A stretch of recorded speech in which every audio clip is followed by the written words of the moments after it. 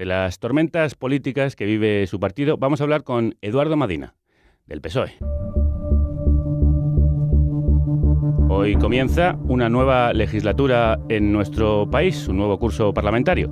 En apenas un par de horas se inaugura el segundo gobierno de Mariano Rajoy, por primera vez en la historia, con la abstención del Partido Socialista Obrero Español, decidida tras aquella traumática división interna y la dimisión del secretario general, Pedro Sánchez, que ha dejado al partido descabezado y descosido, por seguir la terminología de una de las líderes del cambio de rumbo, Susana Díaz.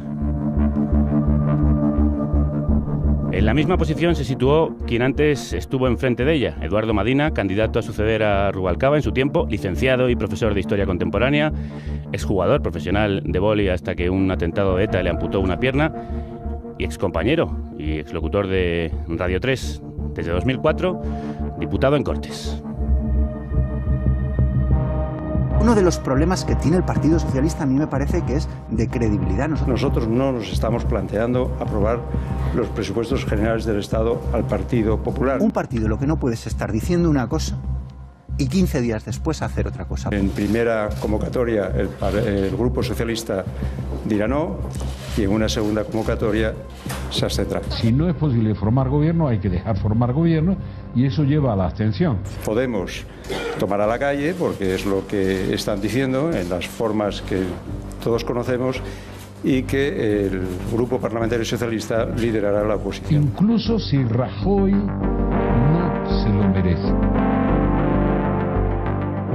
Yo sinceramente, si el Partido Socialista cambia de opinión, después de haberle hecho esta pregunta a todos los dirigentes del Partido Socialista que nos hemos presentado a las elecciones durante un mes y medio, si cambia de opinión, vamos a perder absolutamente toda nuestra credibilidad. Determinados medios de comunicación que sí que me han dicho que si hubiera habido un entendimiento entre el Partido Socialista y Podemos, ellos lo criticarían e irían en contra de ello.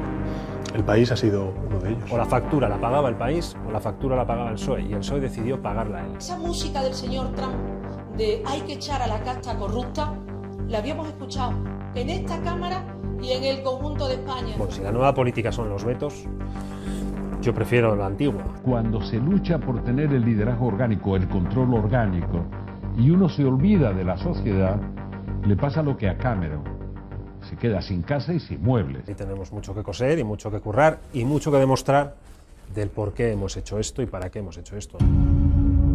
Pues se lo vamos a preguntar, ¿por qué y para qué? Eduardo Madina, bienvenido, crudos días. Muchas gracias, Javier. Tengo que preguntarle primero por la noticia con la que hemos abierto el programa. Esa anciana muerta en el incendio provocado por la vela con la que se alumbraba porque no tenía ni para pagar la luz. ¿Qué le pasa a este país, Eduardo? Que no tiene un pacto por la energía, que no tiene centrados, en mi opinión, entre sus prioridades los principales debates que este país tiene que afrontar. No hay posibilidad de un debate serio sobre pobreza, sobre modelo económico, sobre modelo productivo, sobre cohesión social, que no atienda un pacto sobre lo más difícil que ha tenido.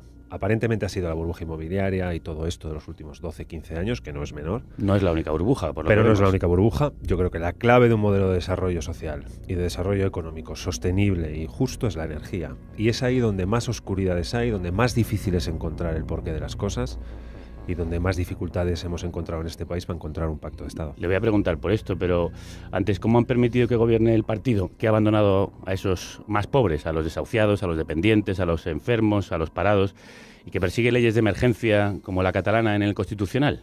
Si llegamos a haber sacado nosotros 8 millones de votos y ellos 5, esto sería otra cosa. Si llega a haber habido una mayoría parlamentaria progresista, sólida y sostenible en el Parlamento, es decir, un gobierno alternativo, la realidad de esta legislatura, que como decías antes empieza justo hoy en su sesión solemne, hubiera sido otra cosa. Pero yo diré, porque soy de izquierdas, que desgraciadamente votaron 8 millones de españoles a la derecha. Y no que el podría Parlamento no producía, digamos, una mayoría alternativa. ¿No podría haberse votado otra vez? Por tercera vez. Y si se repite el resultado, por cuarta y por quinta. Bueno, yo creo que la rueda de la... Numéricamente había otras posibilidades, eso es cierto. Un gobierno de 14 formaciones políticas, 7 grupos parlamentarios. No, yo creo que no era serio. Yo creo que no había además vocación. Hay un problema principal. Hubo una opción en febrero o marzo, ya no recuerdo bien. Hubo una candidatura en la investidura del Partido Socialista que hubiera podido salir adelante pivotando sobre 3 partidos, Podemos, PSOE y Ciudadanos. Y el veto mutuo entre Ciudadanos y Podemos impidió que aquella alternativa saliera adelante y, por tanto, el país fue a elecciones. ¿Qué pasó en esas elecciones? Que el PP pasó de 123 a 137, el PSOE cayó de 90 a 85 y es verdad que, aunque Podemos perdió 1 millón de votos, su confluencia, digamos, con Izquierda Unida le sujetó en 71 diputados. Me detengo en la misma noticia con la que abrimos la entrevista. La pobreza energética, lo he dicho además al inicio, es el resultado de la privatización de la energía que se inició con el Partido Socialista de Felipe González, que continuó de manera más radical aún Aznar y que los sucesivos gobiernos de PSOE y PP han protegido. ¿Qué le parece esto a un socialista como usted? Bueno, una cosa es que el mercado de la energía sea un mercado liberalizado y otra cosa es que se haya privatizado la energía. El país tiene un problema de costes vinculados a la tarifa eléctrica que hace que mucha gente, por ejemplo esta señora en Reus, pero mucha otra gente que no ha salido en las noticias porque no ha tenido una tragedia como esta, como decías antes, lo previo nunca lo explica el periodismo y desgraciadamente tampoco nunca lo ha debatido lo suficiente el Parlamento, la política o los gobiernos, ¿no? Una cosa es que sea un mercado liberalizado y otra cosa es que los costes de tarifa sean tan disparatados, de los más altos de la Unión Europea. Es que doblan el resto de ganancias y beneficios y eso de las empresas españolas a las europeas. Y eso afecta básicamente en 2 áreas principales. Uno, genera pobreza, esto que llamamos pobreza energética, que es verdad que no es sino pobreza, el que no tiene para pagar la factura de la luz probablemente es porque no tiene para pagar otras muchas cosas básicas de lo que consideramos básico en una vida digna, en cánones occidentales o en cánones españoles. Y 2, tiene un problema de competencia o de generación de problemas de competitividad en nuestras economías por costes añadidos al proceso productivo, que le están restando, por ejemplo, a la economía española capacidad de generación de empleo. Por eso creo que es fundamental un pacto por la energía en este país, no hoy, desde este caso de Reus, sino desde hace ya muchos años. Pero cuando empieza la subida de las tarifas están ustedes gobernando, con Zapatero en el año 2008, cuando estalla la crisis, desde entonces hasta aquí, con los sucesivos gobiernos de PSOE y PP, ha subido la factura, como he dicho, hasta un 67 y 73%. Es de las más elevadas. ¿Ustedes por qué no hicieron nada para parar esto? Bueno, se podría haber bajado impuestos, quizá, en el tramo de la tarifa que tiene la parte, digamos, fiscal o de gravamen impositivo, es donde yo creo que hay márgenes para avanzar. Pero tenemos otro problema en el mix energético que compone ese mix energético. Tenemos otros problemas de tarifa proyectada hacia el futuro de los años de Rato, que dijeron, bueno, una cosa que se llamaba CTCs, costes de transición a la competencia en el proceso de liberalización del mercado. Dijeron, bueno, para no pagar el déficit de tarifa que tenemos hoy, lo proyectamos a dentro de unos cuantos años. La conclusión es que tenemos un déficit de tarifa acumulado de los últimos 15, 20 años absolutamente inabarcable en términos presupuestarios, ¿no? Yo creo que el país necesita, insisto, un pacto de Estado por la energía si quiere tener una salida digna en términos de cohesión social y de políticas ¿por qué el económicas? PSOE, cuando ha tenido la oportunidad, no ha hecho algo para evitar esto? Bueno, no hubo para manera que una tampoco necesidad básica sea tan cara. No hubo manera de hacer un pacto de Estado por la energía. ¿Se puede o se podría haber hecho? Sin duda. Y se puede hacer en el futuro, ya que el pasado es difícil de arreglar, pero en el futuro sí podemos arreglar cosas. Aplicar políticas a través de legislación en el Parlamento, donde a través o a partir de determinados niveles de renta se financie el acceso a lo que denominamos accesos básicos en el campo de la energía, luz y agua caliente. En el discurso segmentado, si quieres, de lo que denominamos pobreza energética. A muchos votantes, a ciudadanos, entre ellos me incluyo, nos llama la atención que después presidentes que han favorecido esas privatizaciones y que parece que no han controlado el precio, se coloquen como consejeros en las empresas energéticas. Le estoy hablando evidentemente de Felipe González, que fue consejero de Gas Natural. ¿Le parece ético ese modo de hacer, privatizar para después pasar por la puerta giratoria y como consecuencia la pobreza de tantos? ¿Quién privatizó Gas Natural? Bueno, pero ¿quién abrió la puerta legalmente a la privatización de energéticas? El PSOE. La privatización de energéticas es que las empresas energéticas ya existían. Sí, una cosa es que tú tengas una empresa nacional y la privatices, y otra cosa es que decidas que el mercado de la energía es un mercado liberalizado para que la competencia baje el precio, para que no haya monopolios. Ha ocurrido lo contrario. Es decir, si llega a haber habido monopolios... Cuando estaba nacionalizada, el precio era muchísimo más asequible para los españoles. Si fuera un monopolio privado de la energía, es decir, si estuviera privatizado en una sola empresa, el coste sería muchísimo mayor por una reducción de costes de competencia. Ya sería entonces inasumible para el conjunto de los españoles. Exacto. Pero le estoy preguntando por Felipe González. ¿Qué me parece Felipe González? No, bueno, que le parece que sea consejero, millonario de gas natural lo haya sido, y que si le parece es un ejemplo de socialista obrero. Si no le parece que es normal que los ciudadanos a veces se pregunten si realmente el PSOE responde a sus siglas. Con ejemplos como el de PSOE. El PSOE responde claramente a sus siglas. ¿Y Felipe González? Programas electorales. Y Felipe González lleva 20 años fuera del gobierno. Entró en el Consejo de Gas Natural. Pero lleva mucho tiempo en el partido. Que tiene... Sí, pero digo que salió del gobierno, de las decisiones ejecutivas de poder influir en la vida política a través del boletín oficial del Estado hace ya muchos años que salió.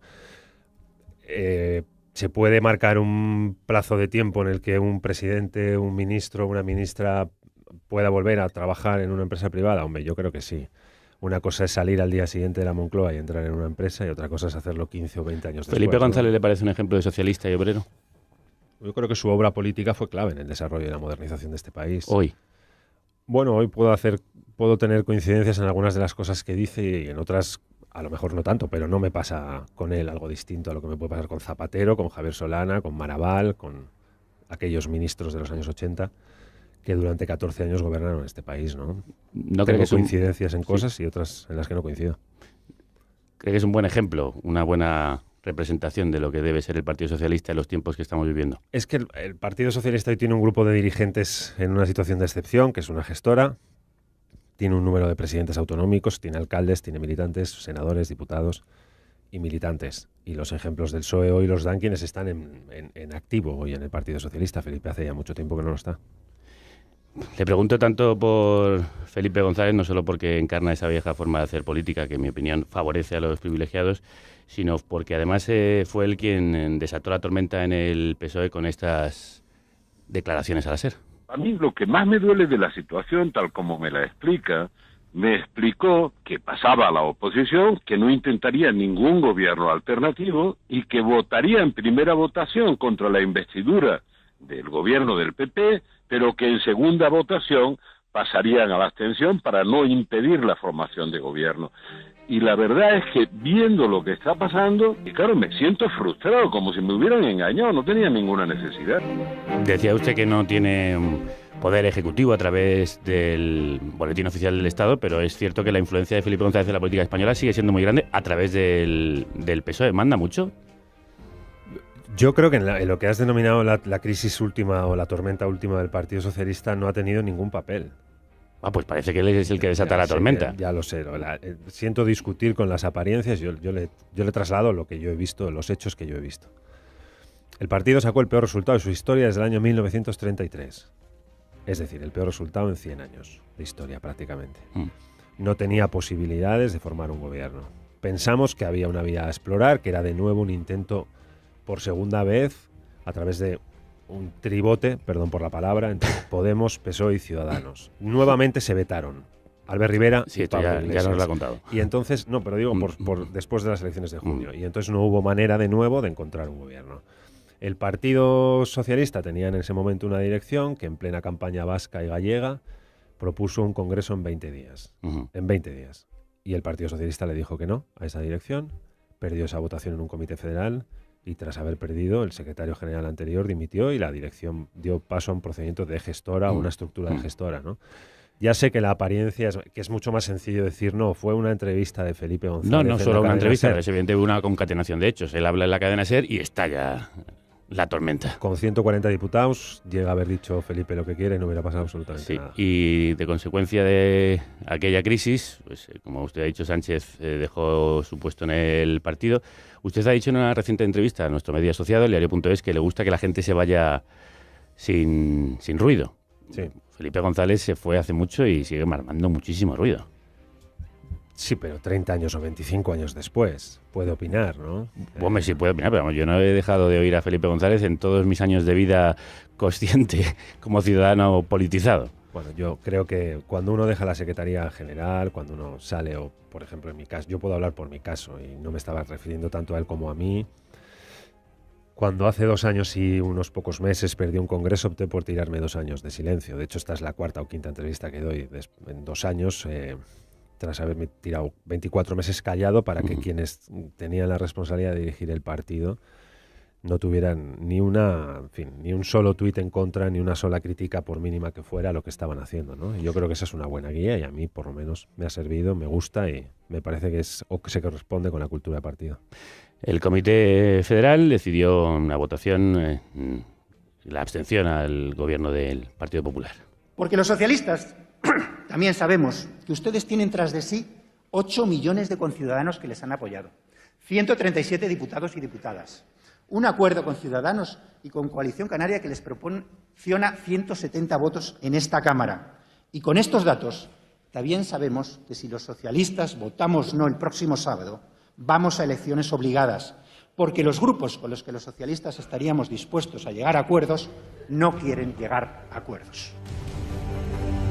Siguiendo la matemática de la que hablaba Antonio Hernando en esta comparecencia, ¿lo hicieron para evitarle males mayores al país o para evitárselos a ustedes? Para evitar que el país se metiera en 500, 600 o 700 días sin gobierno, para evitar que toda la obra política de Rajoy siguiera en vigor, para evitar perder más tiempo en un funcionamiento o en un no funcionamiento, ni siquiera mínimamente normalizado de las instituciones, y ante la obviedad de que no había la posibilidad, por mínima que fuera, de un gobierno alternativo. Pero ustedes a alguien que sacó 8 millones de votos. Ustedes cuando se presentaron a las elecciones supongo que lo hacen con la intención de ganar. Claro, y nos votaron mucha menos gente de la que nos hubiese gustado. Pero si se hubieran presentado en las siguientes, ¿no hubieran tenido esa vocación de ganar? Y en quintas o sextas elecciones también. Entonces, en función de qué opine cada partido del resultado, secuestramos las instituciones hasta que alguno se dé por satisfecho. No, yo creo que eso es una broma, eso no es serio. La factura la estaba pagando el país y tal y como dije y habéis reproducido antes en un corte de voz, el PSOE prefirió pagarla. Ahora, que ahora alguien quiere decir que el PP y PSOE son lo mismo, etcétera, muy bien, que lo diga. Mire, nosotros tuvimos 3 millones de votos menos que el PP. Desgraciadamente, si llegamos a haber tenido 3 millones más que el PP, hoy habría en este país un gobierno de izquierdas que desgraciadamente no se produjo por un pequeño matiz en el que nadie cae, y es que ganaron las elecciones y no había un gobierno alternativo. Otros no quisieron hacer nada más que vetarse y nosotros optamos por desbloquear las instituciones para, por ejemplo, haber podido aprobar antes de ayer un pacto de Estado por la violencia de género, una paralización de la ley educativa del señor Wert, o habernos cargado ayer al señor Jorge Fernández Díaz en la presidencia de la Comisión de Exteriores. Por tanto, esa melancolía del PP de una mayoría absoluta que ya no existe va a producir un Parlamento vivo y un cambio en las relaciones convivenciales de este país a través de las leyes que aprobará ese Parlamento. Vamos a hablar de eso. Usted ha dicho que le van a crujir al PP como oposición. ¿No ha exagerado un poquito? Bueno, no, en fin, crujir me refería a sus políticas. Yo no tengo ganas de crujir a ningún político. Ni No, me partido, refiero a la posibilidad o capacidad que tienen ustedes con 85 diputados de crujir al PPC, es decir, PP más Ciudadanos. No es la capacidad que tenga solo el PSOE, sino la incapacidad que 137 diputados del PP van a tener para sujetar la obra política tan agresiva y, en mi opinión, también tan errónea del PP en sus años de mayoría absoluta. Llevamos 2 días de Parlamento, de funcionamiento normalizado de la institución. De hecho, la sesión oficial de apertura es hoy, a las 12, ¿no? Hemos paralizado el calendario de aplicación de la ley educativa del señor Wert, la que mayor contestación ha tenido en toda la historia. Pero es que esa misma democracia. moratoria ya la propuso el señor Mariano Rajoy en el debate de investidura. Sí, él dijo que lo iba a hacer. Una cosa son las palabras y otra cosa son las leyes. Bueno, pero es que ustedes han propuesto por ahora lo mismo que ya propuso el propio Rajoy. ¿Y entonces por qué el PP votó en contra? Eso hombre, pregúnteselo al PP, no me lo pregunte a mí. No, se lo pregunto porque no es lo mismo lo que dijo Rajoy sobre la no aplicación de las reválidas y su rango académico con lo que votamos el otro día, que es el inicio de la paralización del calendario de aplicación de la LOMCE y algo de lo que no se ha hablado, en mi opinión, ni lo suficiente, no me refiero a los medios, ni siquiera en el debate político de la ley el martes, la convocatoria del inicio de un pacto por la educación para sacar de una vez de los vaivenes legislativos que las leyes educativas tienen cada vez que cambia un gobierno. 2, es la primera vez que escucho al PP aceptar el término violencia machista de género. Siempre lo evitó. Y sin embargo, el otro día lo firmó y salió por unanimidad de todos los grupos parlamentarios. Y 3, ya era hora. Y hubo un cambio en una pretensión de colocar al señor Fernández Díaz, que está bajo investigación parlamentaria y revocado por el Parlamento como presidente de la Comisión de Exteriores. Y ayer le dijimos que no. Es decir, crujir. Termino con lo del crujir y ahora vamos a Jorge, que sé que vamos a hablar de eso, estoy seguro.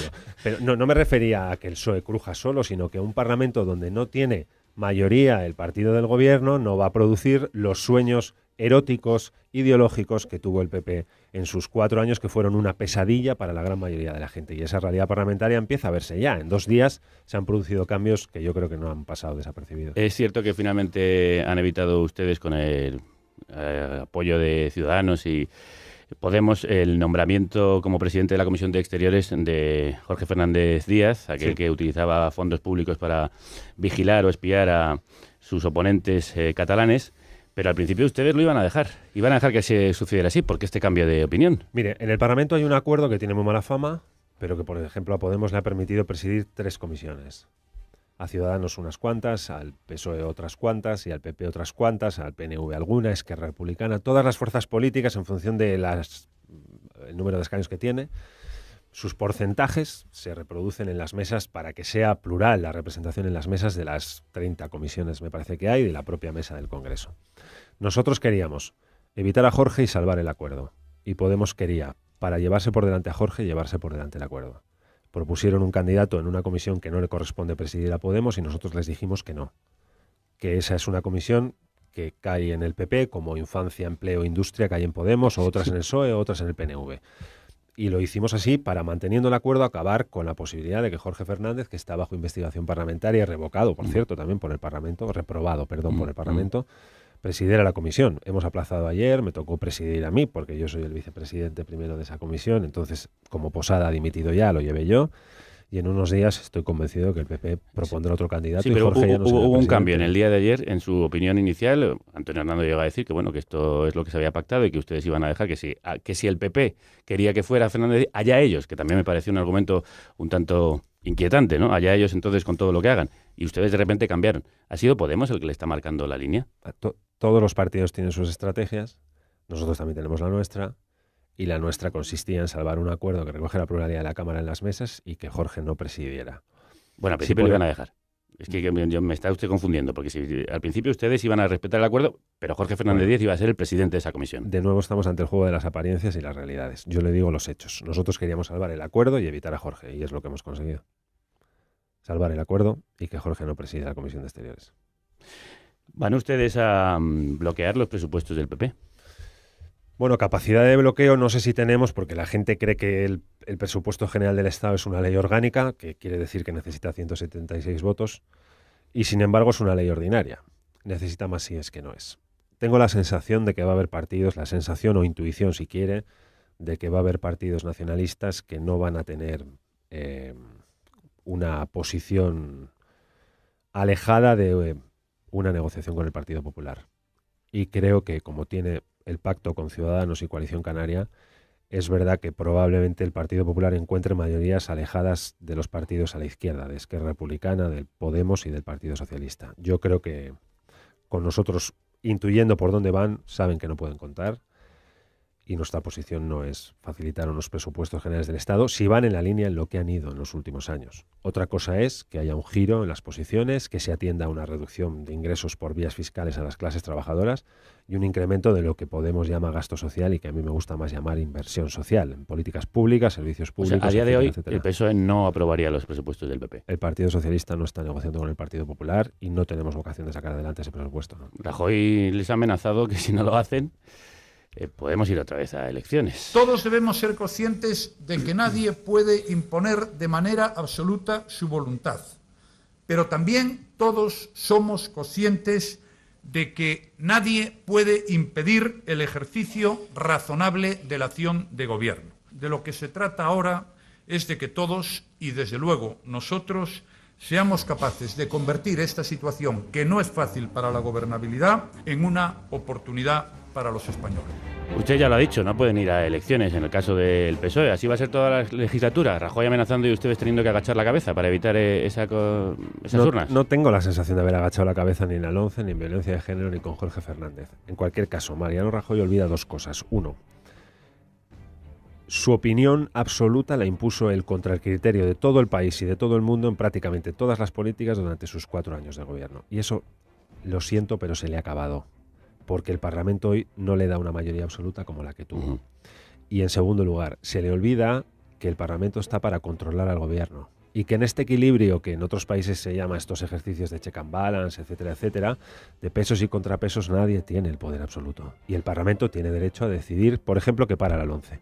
O, por ejemplo, que hace falta un pacto de Estado por la violencia de género. O, por ejemplo, que Jorge Fernández Díaz no preside la Comisión de Exteriores. Van a y es verdad que a este señor no le gustará, pero si al Parlamento le gusta, pues me parece a mí que el señor Rajoy no tiene nada más que aceptar la deliberación democrática y las votaciones que el Congreso produzca. ¿Y si amenaza con ir a elecciones? Bueno, pues él sabrá, ¿no? Si llega el momento en que considera que el país tiene que ir a elecciones, nos estará diciendo que no es capaz de aceptar la pluralidad de un Congreso de los Diputados amplio, plural y diverso, y que no se preocupe, que el Partido Socialista, yo espero que estemos en mejores posiciones de las que hemos estado en estos 2 últimos años para salir a esas elecciones e intentar ganarlas. Hablando de pluralidad, ¿votarán ustedes todos a una como diputados del PSOE o habrá disidencias como en la investidura? ¿En qué asunto? En todos. Yo espero que sí. Espero que seamos capaces de mantener una cosa que también tiene muy mala fama, pero que se la inventaron los movimientos obreros hace 100 años, esto de la disciplina y el mando único para... ¿Usted está a favor de la disciplina? Tengo tendencia a la socialdemocracia, no a la anarquía. Por eso soy socialdemócrata o socialista y creo en el funcionamiento por reglamento de un grupo parlamentario que defiende una posición tras una deliberación y una votación. Y ha habido votaciones que a mí me han gustado más y las no es la primera vez, no era la primera vez, de todas maneras, que había disidencias en el voto del PSOE. Sí, ha habido algunos casos, ¿no? Pero yo creo que en estos últimos 30 y tantos años ha habido muy pocos momentos donde ha habido rupturas de la disciplina. ¿Y está usted de acuerdo con las sanciones a los disidentes? Sí, estoy de acuerdo. Porque hay un reglamento en el que a nadie bajo coacción o amenaza le hacen formar parte de él, digamos, ¿no? Uno entra voluntariamente una vez que va en las listas del PSOE, en el grupo parlamentario socialista, sin que nadie le amenace para hacerlo o le coaccione. Entonces, eso tiene derechos y, como siempre se nos olvida, también tiene obligaciones. No han tenido ustedes bastantes daños como para seguir con la gresca. Bueno, la aplicación de la norma interna yo no la llamaría gresca, ¿no? Sino aplicación de la norma interna. El acto en la vida tiene consecuencias y en política también, ¿no? Lo vemos día a día. Esas consecuencias pueden ser, por ejemplo, el divorcio con el PSC. El PSC yo creo que ha demostrado varias cosas, pero una es su lealtad a prueba de bomba con todos los secretarios generales que ha tenido el PSOE. Y la verdad es que nosotros siempre, por un criterio que yo creo que puede ser compartido, que es el de lealtad al secretario general, haya sido elegido en un congreso o en unas primarias, el PSC como institución, su primer secretario, tiene una obligación no escrita, pero siempre cumplida, de máxima lealtad y colaboración con quien gobierna el PSOE en cada momento. Miquel Iceta, secretario del Partido Socialista Catalán, dice que ellos no tienen ningún problema con el PSOE. ¿Qué problema tienen ustedes con el PSC? Ninguno. Pues entonces, ¿por qué han creado una comisión? Hemos creado una comisión que parece que yo una terapia matrimonial, a ver cómo solucionan esto en un par de meses. Hemos creado una comisión porque hemos tenido un problema. Es que formaron parte de una votación cuyo resultado no aceptaron. Y esto está feo, y ellos lo saben. Y a partir de ahí queremos que eso no se vuelva a producir. Y yo espero que de esa comisión salga una relación PSC-PSOE que viene desde el año 78, más sólida de lo que ha sido en estos últimos 30 años, que en la gran mayoría de las ocasiones ha funcionado muy, muy bien, ¿no? Pero el problema nuclear ha sido ese, ¿no? Formaron parte de una votación cuyo resultado no aceptaron. Pero usted no puede entender que para el PSC podría ser un suicidio apoyar a Rajoy cuando haya personas... Es que nosotros no hemos apoyado a Rajoy. Es que no me niego la mayor. La abstención a Rajoy puede ser un suicidio. El desbloqueo institucional ante la imposibilidad de un gobierno que nos hubiese gustado a todos. Yo comparto con usted, seguro, con Miquel Iceta y conmigo y con mucha gente de la que nos estará escuchando, que este país estaría estupendamente bien gobernado por un gobierno plural y de izquierdas, pero no daban los números. Pero si usted puede llamarlo... Los números sí daban. No daban. Sí daban. Daban con el PNV, daban con Esquerra Republicana, Podemos, quiero decir, se podría hacer un gobierno, que podría ser muy complicado. Hombre, sí daban, pero... Bueno, yo le digo que no daban. Matemáticamente existía esa posibilidad de un gobierno aparte de Ciudadanos y PP. No daban, desgraciadamente no daban. Había que meter a 14 formaciones políticas con exigencias contradictorias entre todas ellas, con un PNV que ya anunció que no estaría en un gobierno de 14 partidos, que no daban, señor Javier. Me hubiera gustado a mí que dieran, pero no daban. ¿Quién va a ser ahora la cabeza del PSOE? Bueno, ahora tenemos dos figuras relevantes, en mi opinión. Una es Javier Fernández, que preside la gestora y que para mí es el líder actualmente en el partido, y un portavoz parlamentario que es Antonio Hernando, ¿no? Sobre esas dos figuras yo creo que va a pivotar la cabeza y la voz. ¿Pero cuándo van a hacer el Congreso? Militantes socialistas de Sevilla y Las Palmas que en los últimos días exigían ese Congreso extraordinario de manera urgente. ¿Por qué no les escuchan? ¿Quién ha dicho que no les escuchamos? Sí les escuchamos. Vamos a ver, el Partido Socialista tuvo una dirección que propuso un congreso en 20 días y el partido le dijo a esa dirección no, porque el PSOE ha tenido un programa electoral y un proyecto al que los españoles han mandado al peor resultado de su historia. Y hay que atender a los criterios de realidad. Teníamos un proyecto y un programa. Y luego llegó el peor resultado de nuestra historia. 90 y en las siguientes 85 diputados. Y un PP que, en mi opinión, no ha podido hacerlo peor. En estos 4 años ha sacado cada vez más diputados cada vez que íbamos a elecciones. ¿Tenemos derecho a repensar el proyecto? Yo diría que sí. Va a requerir unos meses de debate interno y de escucha con sectores, estamos ya en ello, con sectores de la sociedad, académicos, científicos, profesores, ONGs, movimientos feministas. Podemos hablar con todo ese mundo de fuera para ver qué ha fallado en el análisis que llevamos a las elecciones y al que los españoles le dijeron que no, ¿Y por 2 veces y cada vez más grande. ¿Qué ha fallado? Bueno, yo creo que no tuvimos un buen diagnóstico de la realidad, ni un proyecto suficientemente perfilado. Llevan ustedes diciendo eso una legislatura y media. Bueno, yo creo, me pregunta por qué ha fallado. Yo le digo, creo que no teníamos un buen diagnóstico de la realidad, de los cambios subterráneos y de superficie que se están produciendo en ella, y un proyecto claro, que la gente lo viera nítido, y lo identificara como para poder votarlo y decir esto es lo que yo quiero para mi país para mañana. Y yo creo además que en estos 2 años pues se ha desdibujado tanto perdón por la palabra, que está un poco engolada, por el perímetro de la socialdemocracia, que han aparecido formaciones políticas con mucha fuerza, bueno, algunas a nuestra izquierda, otras por el centro, y han hecho que tengamos el peor resultado de nuestra historia. ¿Podemos repensarlo? ¿Se nos pueden dar unos pocos meses para repensar el proyecto y después elegir a los órganos de dirección? No Serán lo hacen, unos meses, no nos vamos a tirar 70 años así. Esperemos que no. ¿No lo hacen para enfriar la candidatura de Pedro Sánchez? Claro, eso lo dice quien está pensando en que el PSOE es un proyecto personalista. Y el PSOE, desgraciadamente, es un proyecto de país a través de un instrumento que es un partido y requiere de sus tiempos, sus debates y sus deliberaciones. ¿Susana Díaz no hace del PSOE un proyecto personalista? Susana Díaz está centrada en dirigir Andalucía y en gobernar Andalucía. Bueno, y en intervenir en la política, vamos, en intervenir y en presentarse como posible candidata al PSOE, a dirigir el PSOE. Bueno, igual tiene usted más información que yo, pero yo no le he oído presentarse como candidata a la... No, de hecho nadie la ha oído, pero se sabe que es así. Se sabe, bueno, pues yo no lo sabía. El día que anuncie que se presenta, entonces se sabrá del todo, ¿no? Otra cosa es lo que cada uno intuya o crea que puede llegar a pasar en el futuro, ¿no? Pero suenan más nombres también, ¿eh? ¿Usted, si ella se presentase, la votaría? Bueno, ya veremos quiénes llegan, quiénes se presentan, es que igual ni se presenta. Es que usted dice que depende de que pase y cómo sea y cuando llegue. ¿Para usted es una buena candidata como secretaria general del PSOE? Yo creo que es una de las voces más reconocibles que tiene este partido, que además dirige la federación del Partido Socialista más importante que tiene este país, que tiene nuestro partido, perdón, en este país. Y sin duda hay mucha gente que se lo está pidiendo. Yo no sé si lo va a hacer cuando llegue el momento y se presente. Pero le pregunto por usted, que si para usted es la mejor candidata del PSOE. No lo sé, si es que yo no sé ni siquiera si ella quiere ser candidata. Por tanto, cuando llegue el momento, yo le propongo una cosa, cuando llegue el momento de se presenten los candidatos... Yo lo que le propongo es que me conteste la pregunta, que no es si ella se presentase, si para usted es una buena candidata, la mejor candidata del PSOE. Para mí sería una buena candidata, claro, como el partido tiene muchos compañeros y compañeras, podrían serlo más, seguramente habrá más. Qué difícil es que un político se moje. ¿Y usted se va a presentar? Estoy mojando. No, yo no me voy a presentar, ya lo hice hace... Pues porque ya lo hice hace 2 años, presenté un proyecto, no gané. Iba a decir que creo que el Partido Socialista tiene derecho a mirar hacia adelante, pero le diré algo un poco más grande. Creo que el país tiene derecho a que el PSOE mire hacia adelante. Así que creo que es el turno de otros. ¿Y cómo ha acabado usted haciendo amigas con Susana Díaz, que apoyó a Pedro Sánchez para que usted no saliese secretario? Bueno, yo creo que tras aquel congreso del mes de julio empezamos a hablar mucho más de lo que habíamos hablado antes de aquel congreso del mes de julio.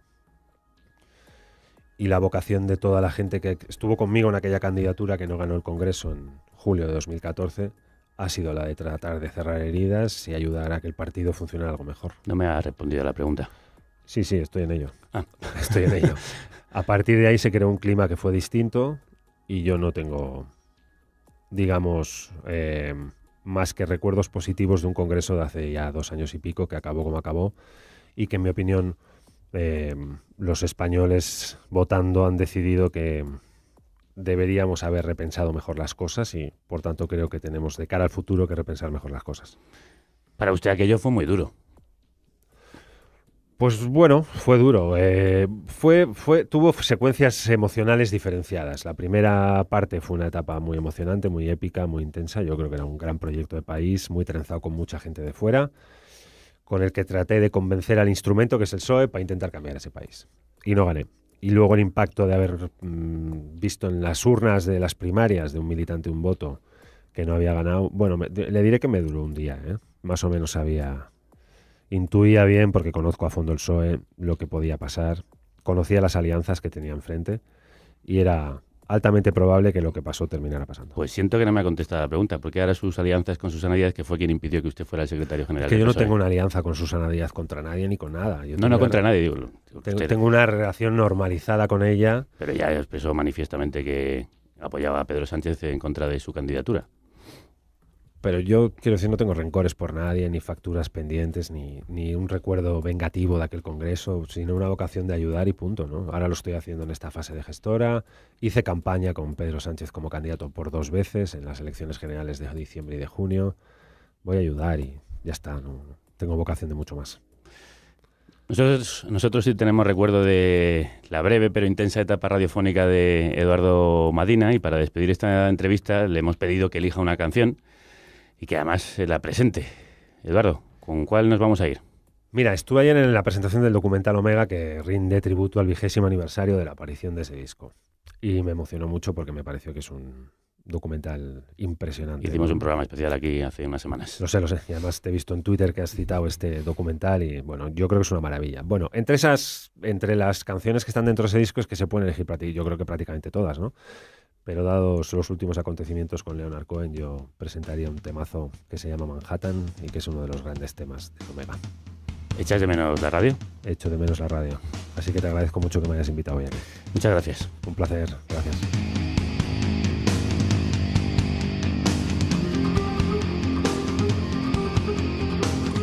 Ahora el programa es más tuyo que nunca. Ahora tú lo haces posible.